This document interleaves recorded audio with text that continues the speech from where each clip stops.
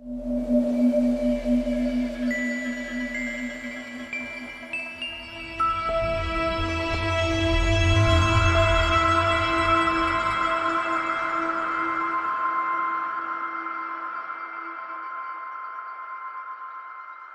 is Yonatan Harpaz from CNRS and Université Paris 13, and the title of his talk is Squares Represented by a Product of Three Ternary Quadratic Forms and a Homogeneous Variant of a Method of Swinnerton-Dyer. Thank you very much, and thank you for the invitation to be here. So the motivation for what I'm going to talk about today is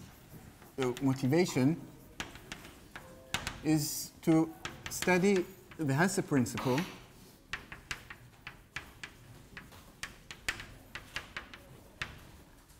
for K3 surfaces.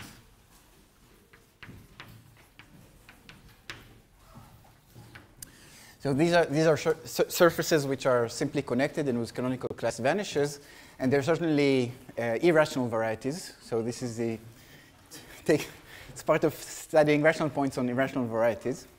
And so when we say to study the Hasse principle, what do we mean? So to understand the relation between having points everywhere locally and having a rational point, and more precisely, so if our K3 surface or general variety X is called X, so we have the space of adelic points, we have the space of rational points which is inside, and there is an intermediate guy which is called the Brauer set or the Brauer subspace, and those are the adelic points orthogonal to the Brauer group of X. So, and this subspace, since it contains rational points, it enables us to so it gives a natural obstruction to the Hasse principle. So Hasse principle being that if this is non-empty, then this is non-empty, and this intermediate guy gives a natural obstruction in the situation where this is non-empty and this is empty. So we say to understand the Hasse principle, more or less what we mean by this is understanding when this being non-empty means that this is non-empty. So when having an adelic point orthogonal to the Brauer group or an adelic point which satisfies certain reciprocity condition implies the existence of a rational point. And this question for K3 surfaces, whether or not this is true for every K3 surface, is completely widely open. Even so, maybe there is essentially almost no case where one can actually prove that this holds unconditionally. The only case that maybe is such is some recent work of Vivek Pal, which I don't know if was published yet, which found a case where one can prove unconditionally a statement like this for a certain particular family of K3 surfaces. But in general, we know very little about this problem. So the motivation is to get more information by studying particular families of K3 surfaces in order to get an idea of what should one expect. So when I say that this is open, even I would like to say it's not clear if one should expect the answer to be yes or no. So it is conjectured in some places that the answer should be yes, that the Brauer-Manin obstruction should be the only obstruction for the Hasse principle on K3 surfaces, but it's quite mysterious in general. And so I would like to study this question via a specific example or a specific family of K3 surfaces, which they are going to be, so the K3 surfaces that I would like to consider, they are going to be smooth and proper models of certain singular K3 surfaces which are double covers of P2 ramified over a union of three conics. So if we make a nice drawing of this, so say that this circle is P2, and we are going to put inside the three conics. They're actually not going to be generic conics, they're going to be diagonal conics.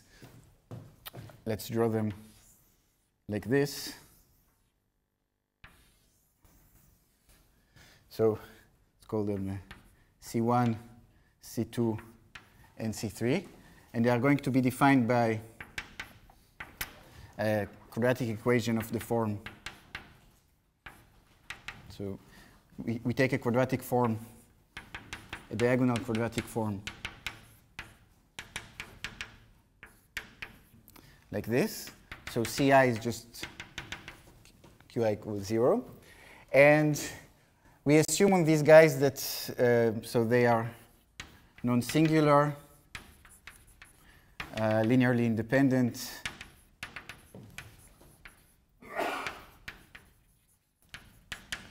in the vector space of quadratic forms, and that they intersect each other transversely.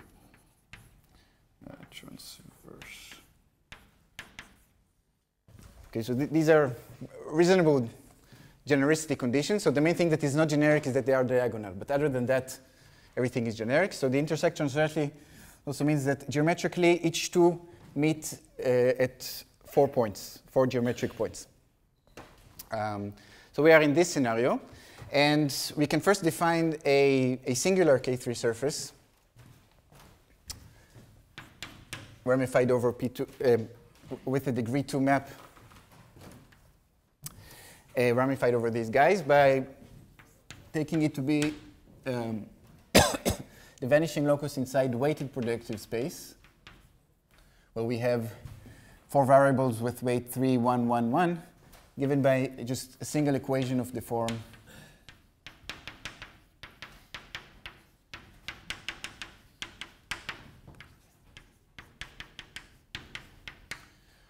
U square equals product of these 3 quadratic forms.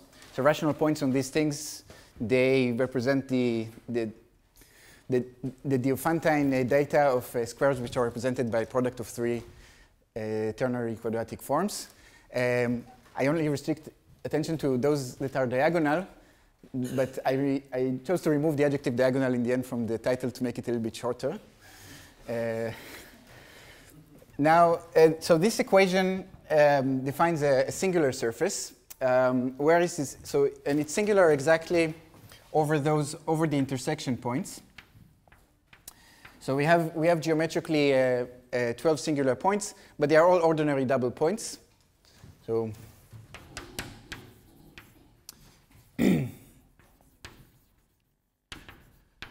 geometrically 12 singular points. Okay.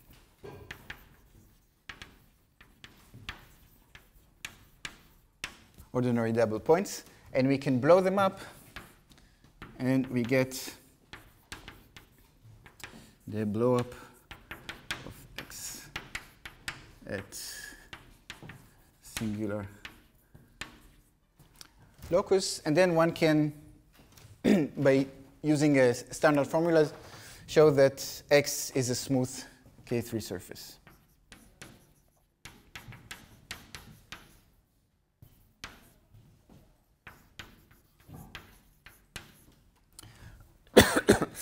And which will be rational to X prime. So, I mean, understanding rational points on X and understanding rational points on X prime is essentially equivalent. So understanding when the Hasse principle works on X is essentially the same as understanding when the Hasse principle works for representing squares by a product of 3 forms, as such. So U has weight 3, and X, Y, and Z each has weight 1. So, right, this thing has degree 6 in each one of the X, Y, Z, and this one has degree 2 in U. Yes.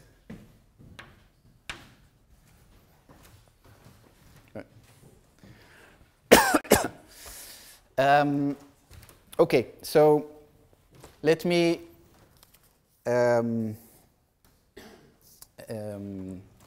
formulate a theorem. So in order to formulate the theorem, let me introduce a small bit of notation.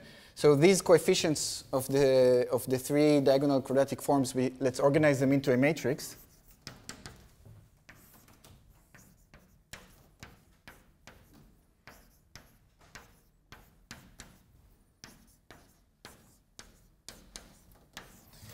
And so the condition that they are linearly independent means that this matrix is going to be invertible, and we can take its inverse. And then the bit of notation is just to call the coefficients of the inverse by a name.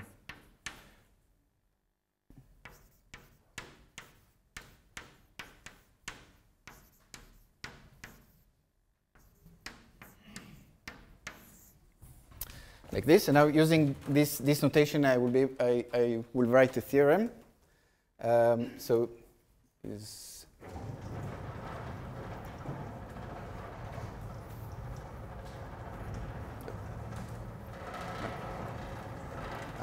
it just goes okay.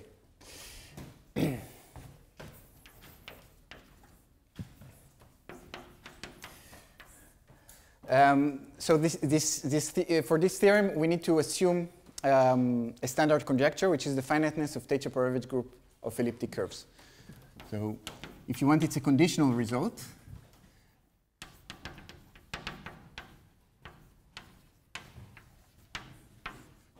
And so as I said before, there are very, very few unconditional results about existence of rational points or the Hasse principle holding for K3 surfaces. For elliptic curves. And then the claim is that if -1, that's A, and the coefficients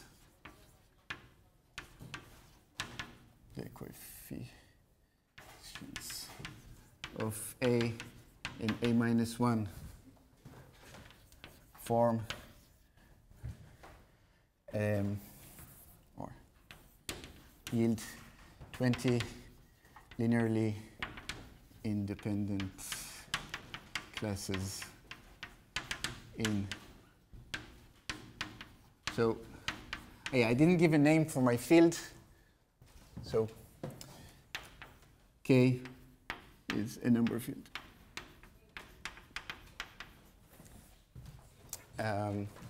And right, so we have the class moves curve -1, the class moves curve the determinant, and then each matrix has 9 coefficients. So this 9 from here, 9 from here, this gives us 20 classes mod squares. And we ask that they will be 20 linearly independent classes. Then the Brauer-Manin obstruction is the only one for X. So what I mean by this is this.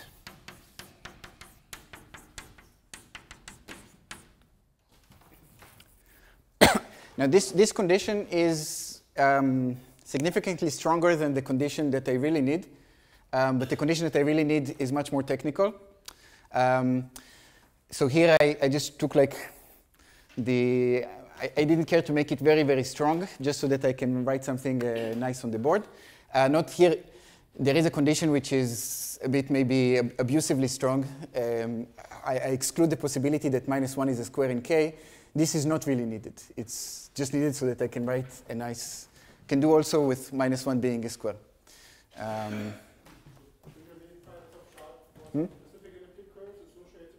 Yes. So yes. So there will be a specific pencil of curves of genus 1 on this surface, and you just need to assume the finiteness of Sha for the Jacobians of these curves of genus 1. I mean, it's not an isotrivial family. I mean, it's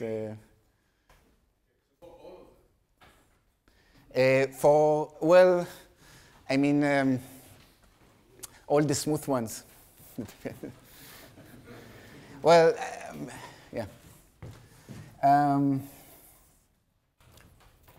Okay, so as I said, this is a conditional statement. Even though you can say, okay, you can like cheat a bit and present it as a condition on your data because it's only the Sha of the curves in the pencil, but. I mean, there isn't really any situation you can imagine that you will know it for all the curves in this pencil, but you will not know it in general. So it is a conditional dependence. However, I would actually like to sell this theorem as a theorem which is surprisingly unconditional, or much less conditional than it has a right to be, or much less conditional than expected. And to explain why this is so, I will go further into the strategy of the proof and the context of the proof and the second part of the title, the homogeneous version of Swinnerton-Dyer. So in general, the strategy is to exploit the fact that there is a pencil of curves of genus 1 on X, which has some special properties. So how do we construct this pencil? So first, we constructed our X by, first taking a double cover and then blowing up the singularities. But we could also first blow up these points on P2, which we know will become singularities, and then our X will actually be a double cover of the resulting rational surface. So if we denote by Y the blow up of the, let's say, the degree 12 locus of, okay, if you want the degree 12, it's all the intersection points. The singular locus of Q1, Q2, Q3 equals 0. So that's all the intersection points of Q1, Q2. Ah, bigger, right.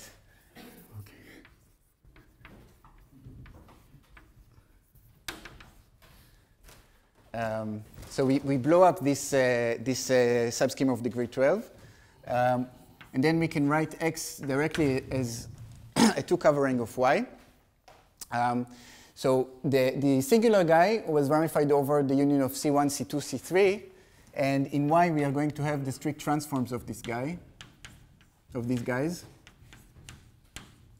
So these are now 3 rational curves inside Y, which now cease to intersect each other. They no longer intersect each other because we blew up exactly where they meet. So this is now a degree 2 map ramified over the union of 3 rational curves. And now we're going to construct a pencil of genus 1 curves on X by constructing a pencil of genus 0 curves on Y. And we are simply going to take the pencil. So we have a map to P1, say with coordinates TS. So that's the map corresponding to the pencil TQ3 plus SQ2.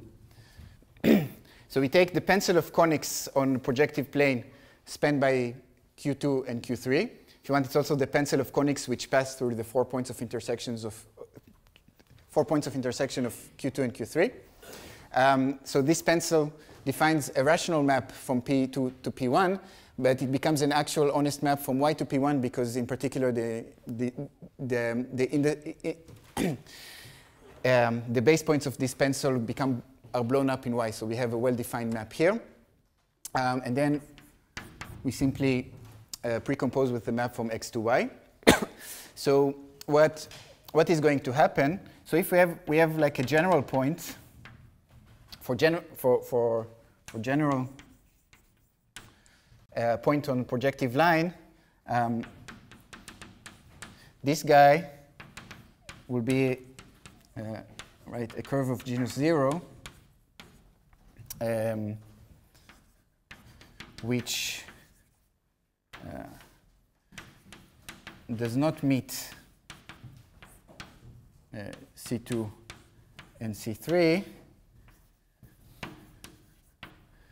but meets C1 at geometrically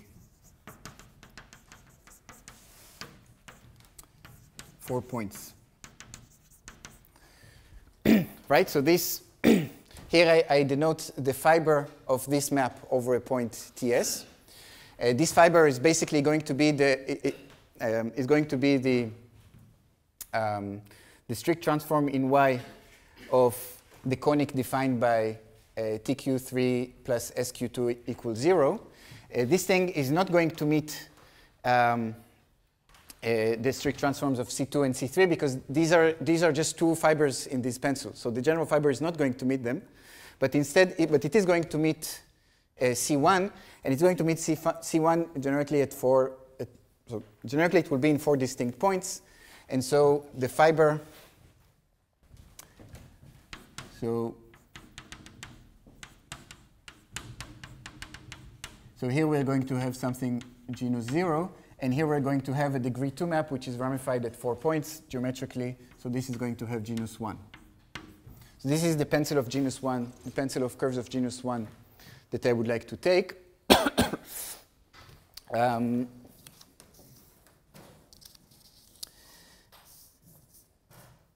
Okay, so and this pencil has something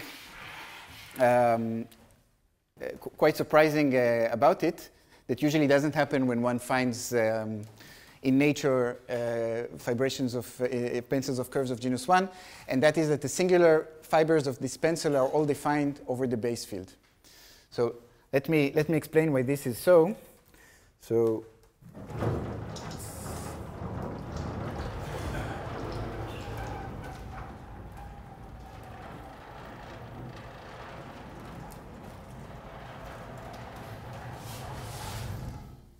let's try to hunt all the singular fibers of this fibration.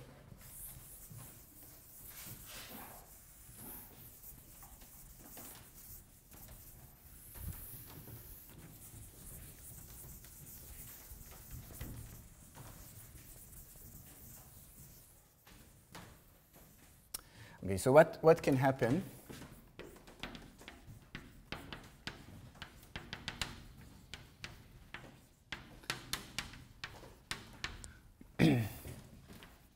So there are roughly three things that can happen.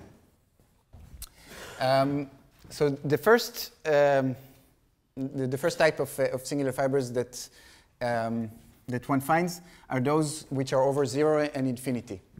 So these two guys are going to be singular fibers of this fibration. Let's try to see why. So what happens over 0 and infinity? Over 0 and infinity, what you get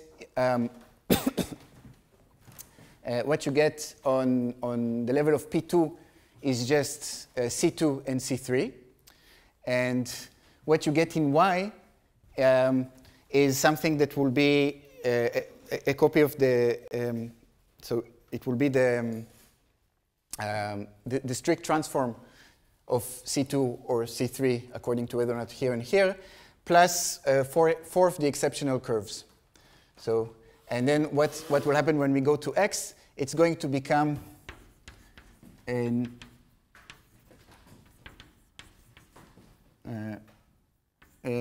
I0 star singular fibers. So more precisely, so say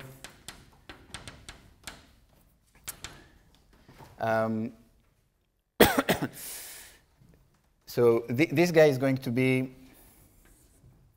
something like, so when we put t equals 0, it means that we are Q2 plus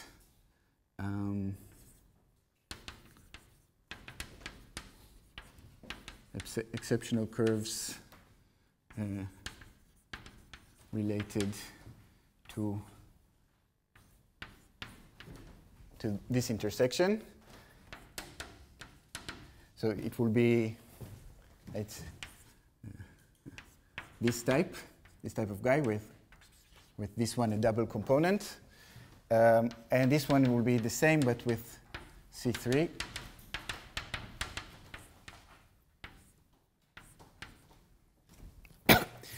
So from the 12 if we look at the 12 exceptional curves on X, we can put them in 3 sets of 4 according to who intersects who. And then four of the exceptional curves are going to be in one of these, in the I0 star fiber over 0. Another 4 are going to be in the E0 star fiber over infinity. And the remaining 4 are going to be double sections. So this is a fibration into curves of genus 1. It's an elliptic surface without a section. But it does have double sections, though. So this is the first type. We have these guys. So now restricting attention to TS, which are not, neither of them is 0. So what kind of things can happen with our pencil of conics? So one thing that can happen in a pencil of conics is that the conic will break into 2 lines. So here, note that the assumption on these are, all the conics in this pencil are diagonal conics. They're linear combination of 2 diagonal conics. The fact that that they meet transversely implies, in fact, that there isn't any linear combination of Q2 and Q3, which becomes a double line. This doesn't happen. If this would happen, it would mean that Q1 and Q2 intersect non-transversely. So in this pencil of all the linear combinations of Q2 and Q3, there are no double lines, but what can happen is that it will break into a union of 2 different lines. When does this happen? So this happens exactly. So when TS is in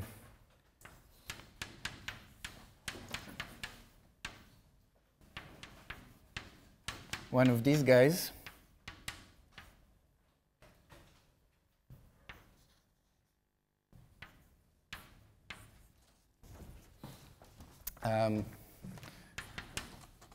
the conic breaks into a union of 2 lines. And then what can happen? So we have, it will be a union of 2 lines. It will be also a union of 2 lines already also in Y.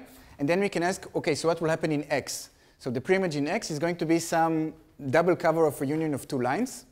And there are roughly 2 things that can happen. So generically, we would expect, OK, there's 2 lines, but each one of these lines meet C1 in two different points. If that happens, then the union of 2 lines lifts to another union of 2 genus 0 curves, which meet at 2 different points. And this will give something of type I2. There is another possibility, more special. It could be that exactly when the conic breaks into a union of 2 lines, both these lines meet C3 at a double point. You can also ask what happens if just one of them meets C3 in a double point. This somehow cannot happen without the other one meeting C1 at a double point because of the fact that they are all diagonal. They are all simultaneously diagonalizable.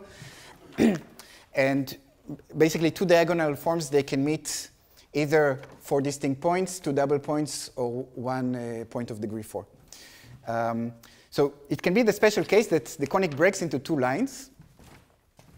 So right in our thing, say this was say C1. It breaks into 2 lines, and the lines look like this. This gives I2, or it can be that they are both tangent, and this gives I4. So we have three singular points like this. Note that they are all defined over the base field. This is really a feature of the fact that the 3 quadratic forms were diagonal. And there is a third thing that can happen, even if the conic in the pencil doesn't break into a union of 2 lines. It still might meet. So the ramification points of XTS over YTS are the points where YTS meets C1 or C tilde 1.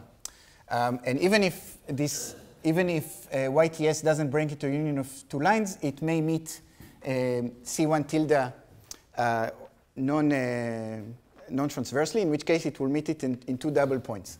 So it will be something that looks like this. You can trace exactly when this happens, and this happens exactly when TS is the following three possibilities.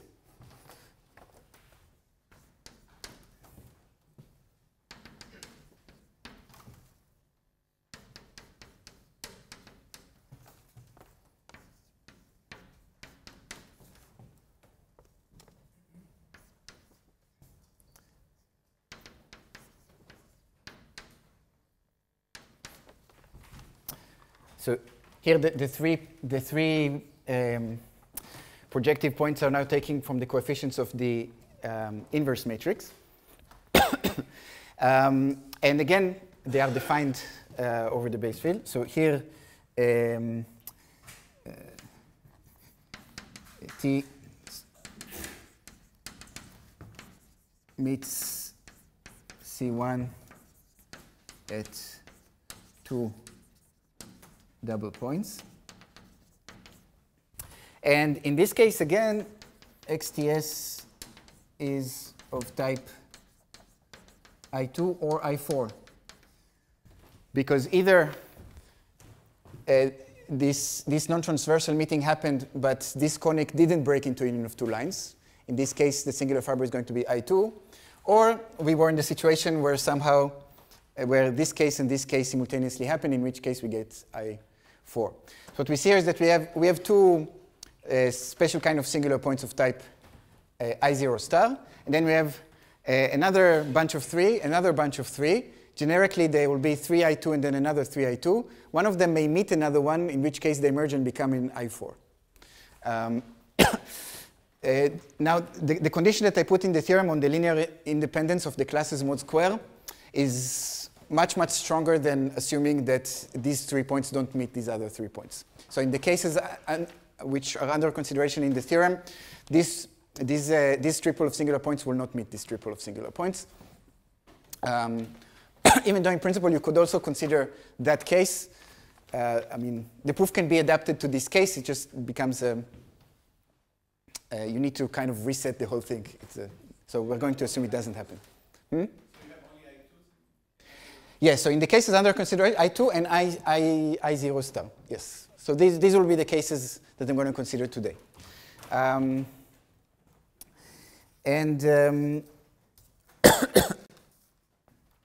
So let's continue to analyze this pencil of genus 1 curves. In particular, let's find the Jacobian of this elliptic surface. So this is an elliptic surface without a section. And it has a Jacobian, which is an elliptic surface with a section.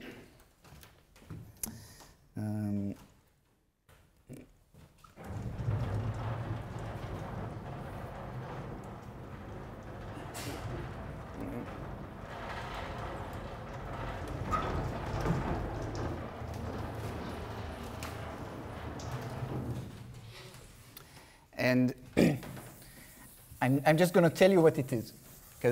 So it's a K3 surface of a similar kind, the Jacobian of X.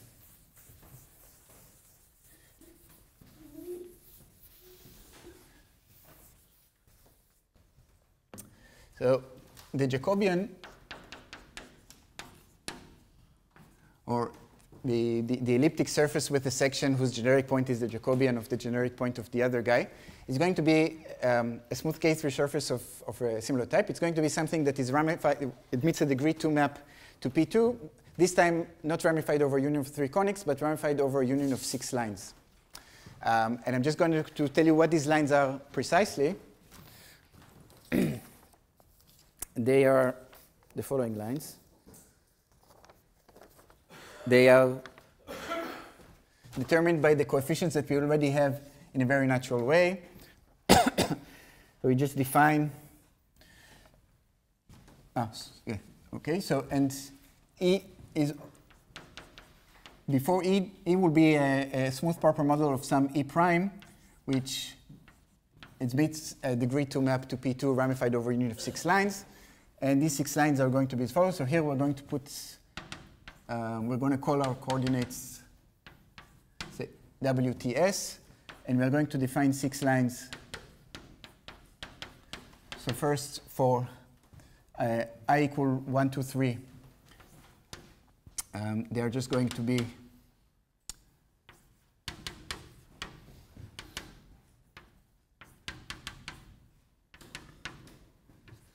the lines which are constructed from the coefficients of the inverse matrix of the matrix who gave the coefficients to the QIs.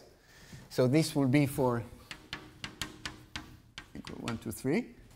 Remember, so A bar, B bar, and C bar, these are the coefficients of A inverse.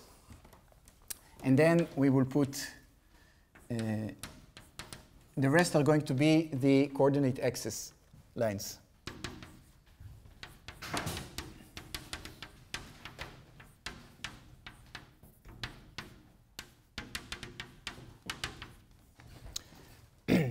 And then we will define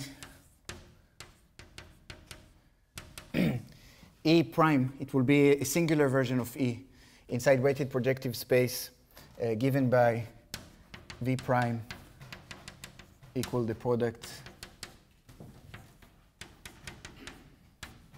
of the 6 lines. And E is going to be the blow-up of E prime at singular locus. And now I'm claiming actually 2 things. One is that the generic point of E, the generic fiber. I didn't define here the pencil.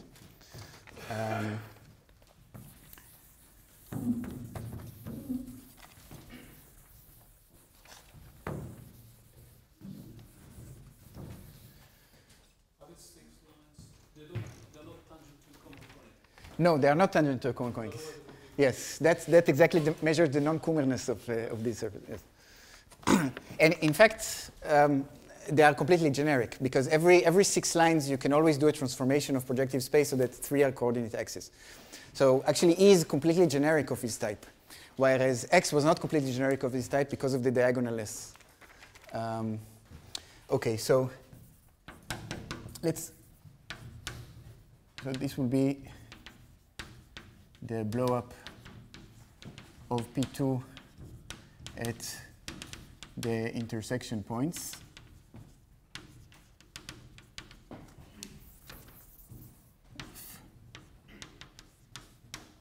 Okay, so let's call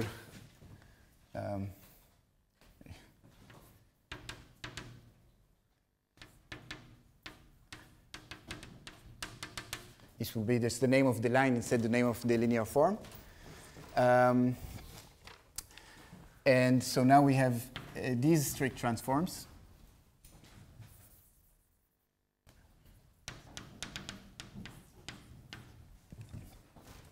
And so again, we will construct a pencil of curves of genus 1 by first constructing a pencil of curves of genus 0 on Z and just taking the inverse image in E.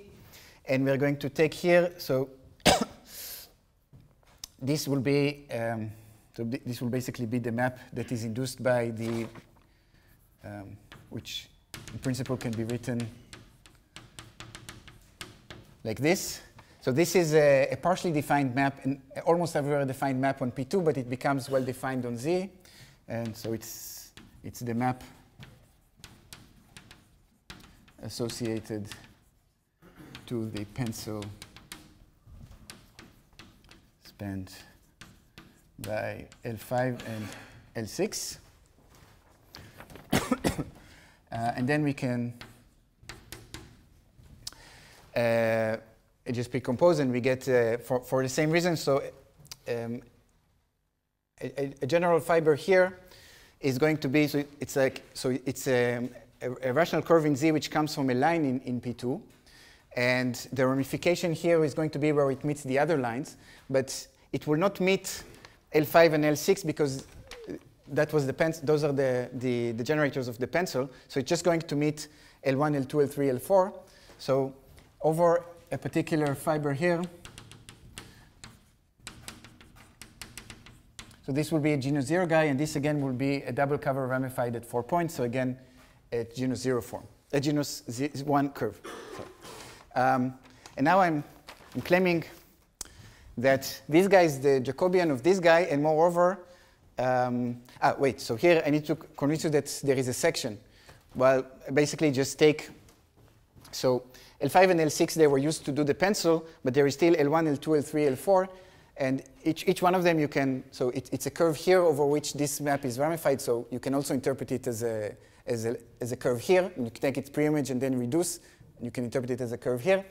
And each one of L1, L2, L3, L4 then gives a section. So each of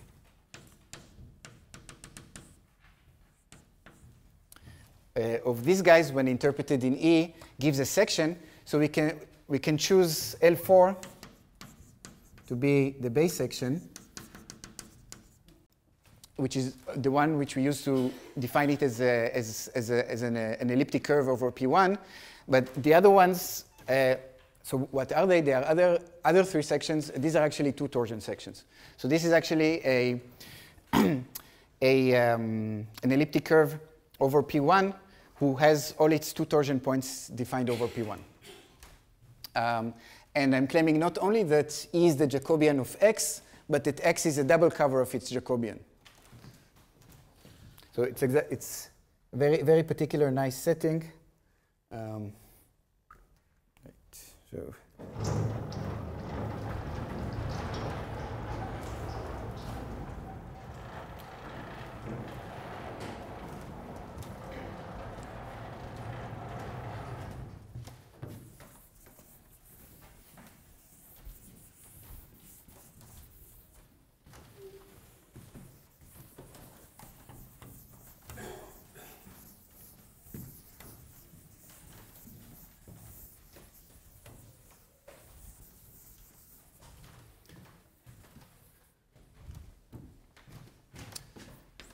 So claim, so if we, so this, the generic point,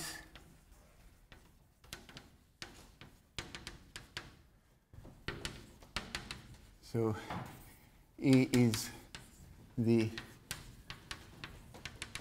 Jacobian of X, and X is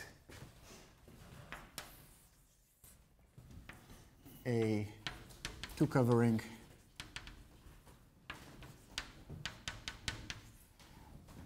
so what does this mean? I mean that there is a map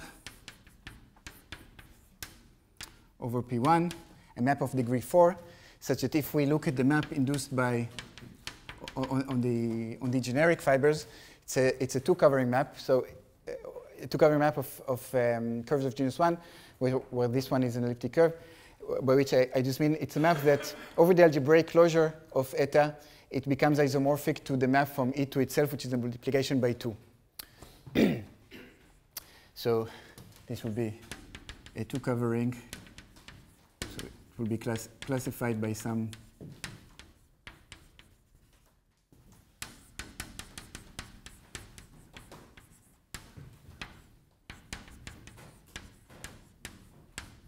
group here, and this is just ZIMU2 because we had all the two torsions defined over the base field. So let me just tell you what this map is, because it has a very simple formula. So what is this map? Even the formula is simple, I will still copy it from the notes, just to be sure.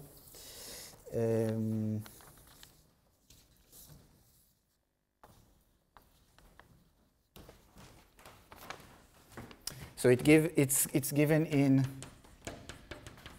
coordinates simply by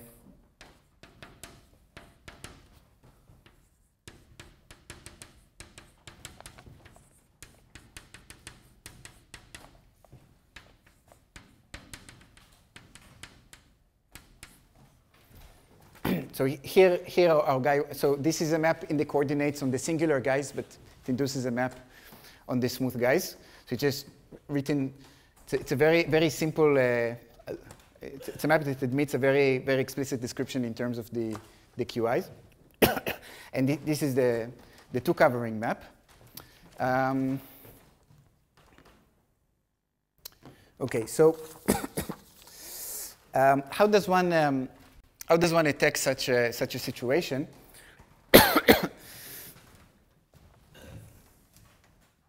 Let's.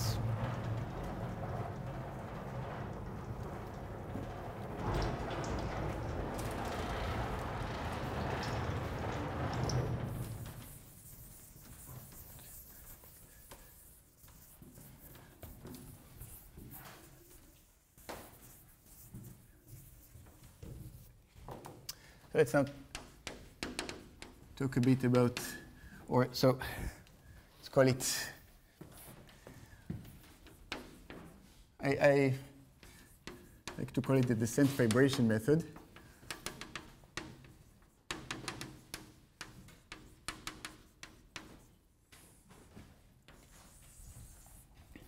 So this thing originated from the work of several people.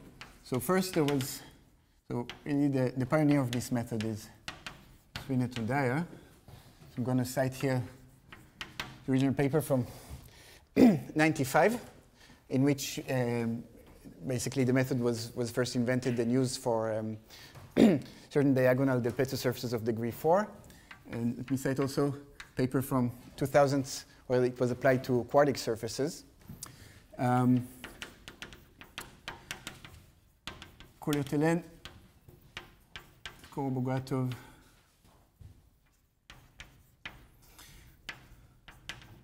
and Swinnerton-Dyer.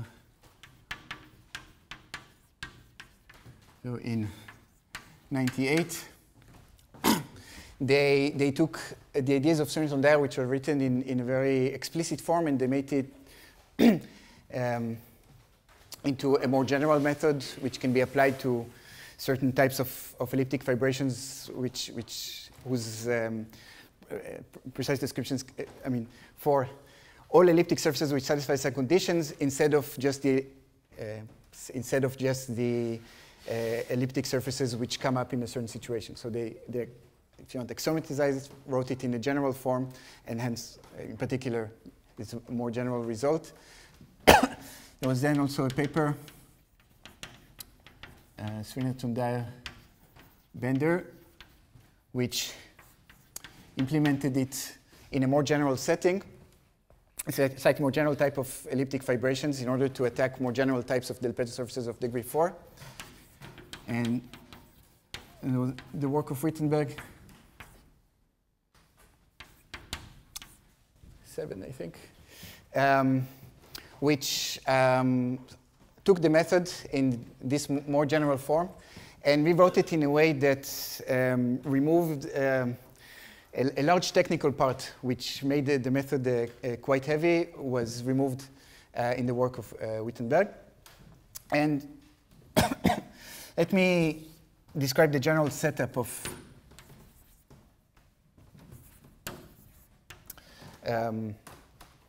that this method applies to. So we have some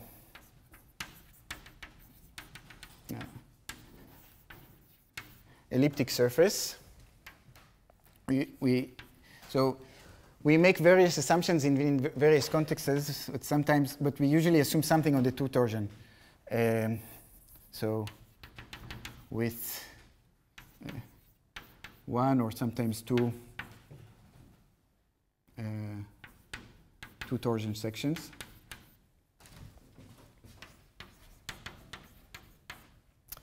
So either all of them or just one non-zero one.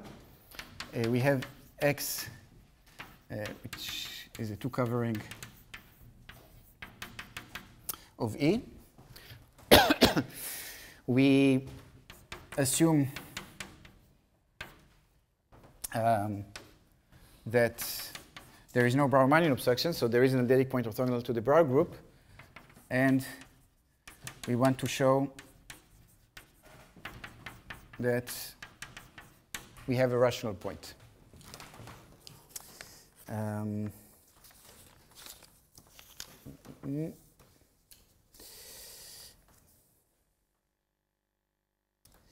Yes, there are always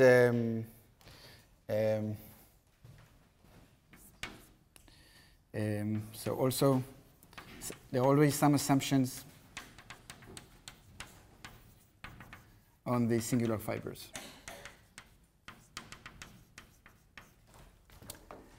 So these assumptions are over the base field? Yes. So yeah, over P1 subscript K.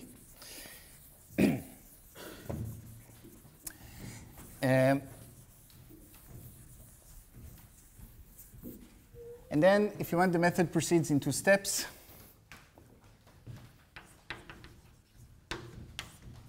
Step 1, find a T such that xt has points everywhere locally. And so here we have, since X is a 2 covering, it is classified by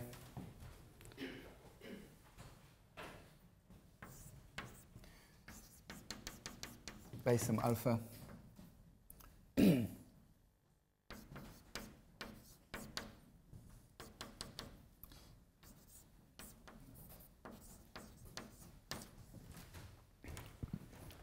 So the fact that the fiber has points everywhere locally is the same as saying that the specialization of alpha at T belongs to the Selmer group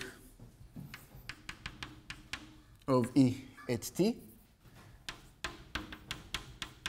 the subgroup of this Galois cohomology group, the subgroup of exactly those guys whose associated curves have points everywhere locally. And this step requires usually Schinzel's hypothesis. So basically,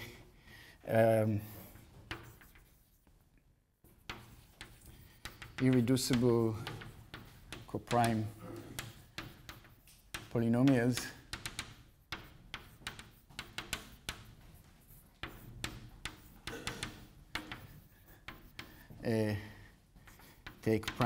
take simultaneous prime values infinitely often,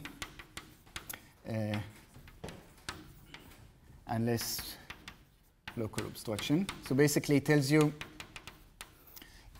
that if you have a finitely many irreducible pairwise coprime polynomials with integer coefficients, and there isn't some obvious reason that they cannot all be primes at the same value, then they will all be primes at a particular value infinitely often, and we can also have this infinitely many positive values that you can substitute that will make them all primes. So that implies the equivalence there? No, this means that you can find. This you can use in order to be able to find. This is more like a definitional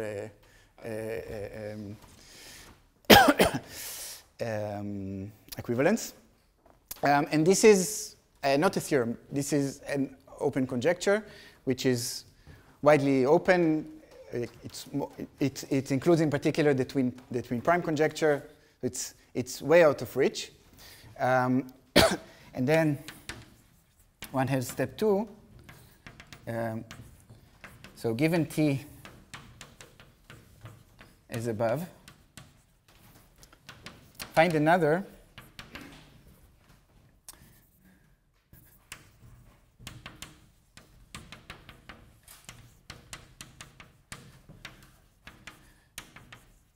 such that the Selmer group becomes smaller.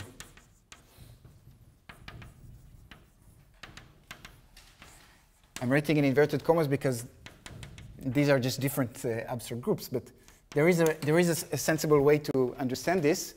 So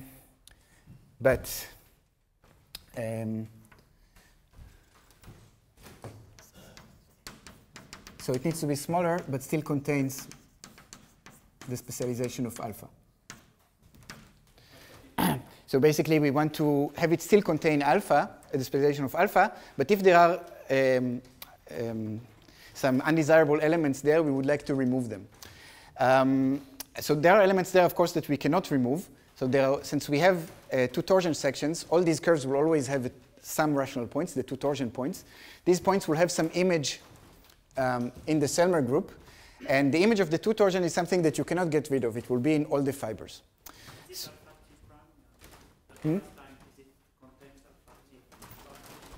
alpha T prime? Still contains alpha T, so the specialization of alpha. T prime? Yes. Yes, T prime. Did you mean to write x goes to E over there? No, I meant this is a fibration into curves of genus 1. So this is an elliptic curve over P1, a curve of genus 1 over P1, and it's a two covering of E. So in particular, E is its Jacobian, and there is a map, a two covering map. But here it was the map that exhibits this guy as a curve of genus 1 over P1. Okay, but it has a map to E. Yes, and it has a map to E, which is an additional to the. So there's this map, and there is the commutative triangle. So it's that setting. And so what will be the end game? We are finding T and T prime satisfy the first step. Sorry? We are finding T and T prime satisfy. No, so think about this more like an algorithm. So you have step 1. It can spit out T's which satisfy 1. Step 2 is something where you have already a T which satisfies 1. You look at it. You see that you look at the Selmer group. You see what is there. So there is alpha T. There is the image of the two torsion, and maybe some other foreign elements. And then the algorithm, starting from this T, produces another T, a T prime, which still contains alpha prime, still contains the image of the two torsion, but contains less foreign elements than your T. So the Selmer, you start making it smaller. And what will be the end game?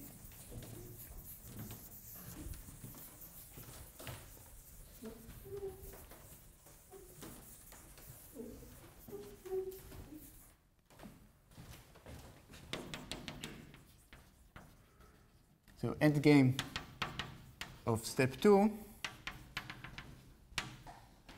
find some ultimate T prime, or find some ultimate T, such that the Selmer group of ET is generated by alpha T and the image of the two torsion points. And if you manage to do that, then you win. You find a rational point. Why? So this is one of the core insights of Swinnerton-Dyer from the original 95 paper. So if you are in such a situation, so if, in this case, this means that SHA of ET is generated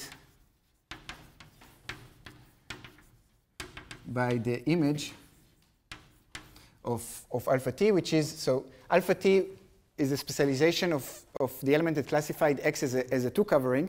The image is what classifies X as a torsor under E. So the image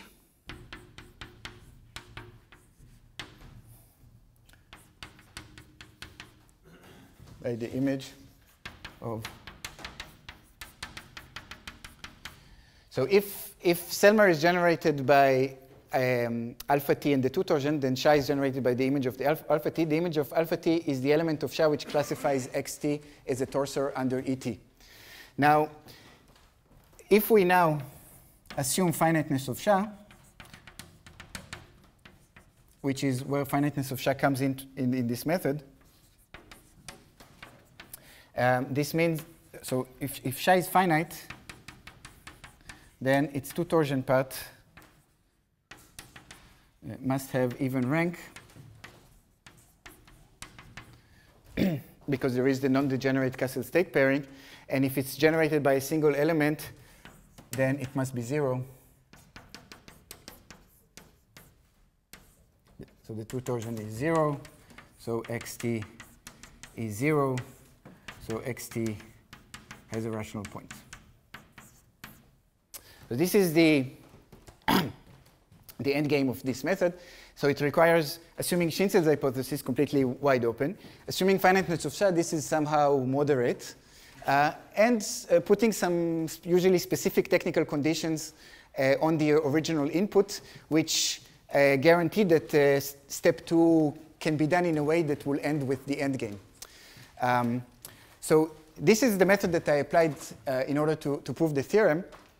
But if I would just do it this way, then I would get something in which I will need to say, assume Schinzel's hypothesis. But I didn't write assume Schinzel's hypothesis.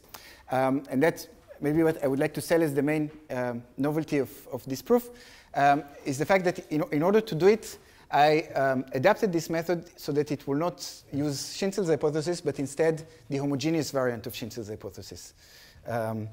So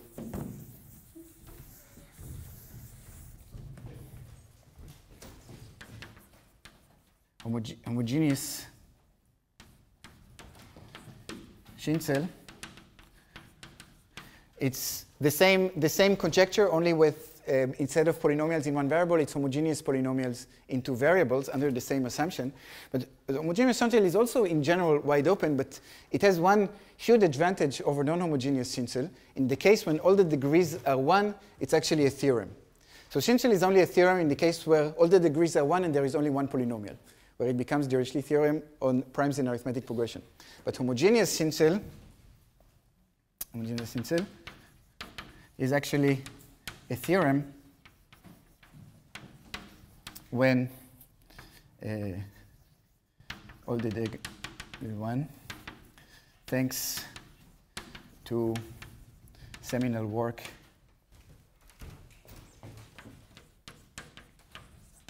of Green, so Ziegler. But it's okay. Your theorem is for K. Right. Okay, assume K equal Q. That's a good point. Sorry. Yeah. Yeah, I didn't realize this until this very minute. That's a good point. So to do the fibration part using homogeneous Schinzel instead of Schinzel, so this we did in a joint paper with Skorbogatov and Wittenberg, based on the previous work of Lilian Mattison, Tim Browning, and Skorbogatov, who first found a way of how to use this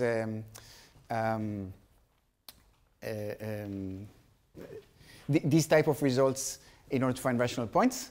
And then, so somehow the main input that allows you to do this, in this case, the main new step that is needed in order to have the result that I described in the beginning is to be able to do this second part, also using only the homogeneous guy. So, of course, I don't have time to describe any of these details. It becomes a little bit technically complicated, but fortunately it can be done. And after many attempts, was able to write a proof that I think works. Let me stop here.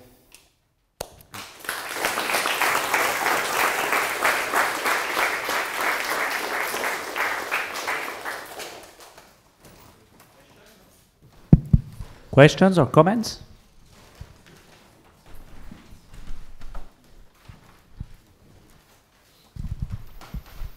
The assumption of the theorem you wrote with the linear independence of the mod 2 square classes of the coefficient, they are stable under odd degree field extension, right?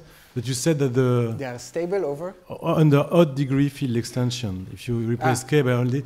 But you said that the actual assumptions are not exactly that they are more flexible. Yes. Are they also stable under odd degree field extension? Yes, because in the end, it's really about classes mod squares. Okay. So if you want, in the end, it's that you don't really need them to be completely linearly independent. It's enough that certain particular types of linear combinations cannot end up be zero. But the advantage of phrasing the theorem only over Q is that I don't need to justify the fact that -1 is is not a square. One thing. So the surface E that you write there has 16 fibrations that have section. Could you use them somehow? Yes, so in a situation like this, yeah, you may hope that. Well, first, I mean, the E has many, but X has less. Yeah, that's also what I wanted to ask. There was a choice, of course. I mean, there was, at least 3 there, and yeah, I guess you can. I mean, maybe. So here, the interesting thing is, okay. So here I phrased, because I wanted a simple condition, I phrased something that can be phrased using only these 20 coefficients. But the real condition that ends up is that only certain type of combinations of these guys need to be non-squares. And these combinations will change if you decide to do the pencil Q2, Q3, or Q1, Q2. So you can imagine that you're in a situation where these 20 are not linearly independent, and that certain combinations, if you choose Q1 and Q2, the combinations work, and in Q1, Q3 don't work, for example. You can imagine that you're in that situation. Yeah, so it can be that you can exploit this, though but to somewhat limited effect. I mean, it may save you in a very particular set of scenarios, but I wanted to say something I forgot to say about the relation to Kummer surfaces. So results about Kummer surfaces which don't require Schinzel's hypothesis but use a variant of the descent-fibration method exists. There's a variant of the method which is applicable specifically to quotients of abelian varieties and can be applied specifically for Kummer surfaces. This family of surfaces, so this is geometrically a 4-dimensional family of K3 surfaces who generically have Picard direct 16. The Kummer case is maximally 3-dimensional family with Picard direct 17. So this is somehow a more general situation where you can apply the descent-fibration method without requiring Schinzel's hypothesis. It will also be interesting to find, even though generically it should be Picard number 16, it would be interesting to find a particular instance where you can prove that the Picard number is exactly 16. This I don't really know how to do, but if someone here can help me with that, I will be very happy.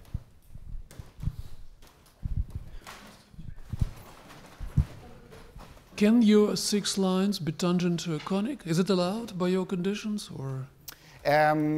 So I think it is technically allowed, and what it will do, it will make this. All what it will do, it will make E have a non-trivial model well rank. So generically, E just has the 2 torsion sections, but generically has model well rank 0. And if you will add the conic, I think it will just add a guy to the model ray group. If this guy is going to be defined over K, then yes, it will be an issue for the method, right? Because there will be more fake guys. You will have to at least exclude that it exists over K, that the conic. More questions? So do you know anything about the Brauer groups of these K3 surfaces? For example, can they be non-trivial? So there is an element which is sometimes non-trivial. I mean, that is sometimes unramified. Sorry, that is always non-trivial. So there is. So actually, this example I came across it after talking to Tony about K3 surfaces fibered over sextic, and he was explaining to me about this, a moduli space of K3 surfaces of this type which come equipped with a Brauer element.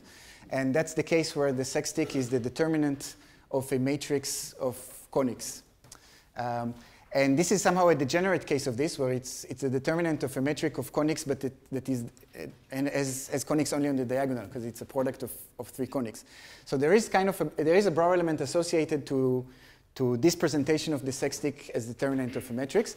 However, because it's a singular case where there are some singularities that you need to blow up, it will generically be ramified at these exceptional curves. But for some choices of coefficients, it will be unramified. And in those cases, it will give you a Brauer element which is vertical with respect to the projection to P1. So those guys, vertical Brauer elements with respect to the projection, And they are still transcendental, but they are vertical space projection. So these guys exist sometimes and can be described explicitly. That's also why I didn't write the Hasse principal holds. I wrote the Brauer-Manin is the only one, because I don't think that the condition that I gave actually implies that there is no vertical Brauer group. The vertical Brauer group is all that you need for the theorem, but I think it can be non-trivial even under these conditions. So there can be like interesting examples of squares which can be represented of product of three forms locally but not globally because of a Brauer-Manin obstruction. It would be nice to construct an example. Other questions? So if not, let's thank Yonatan again.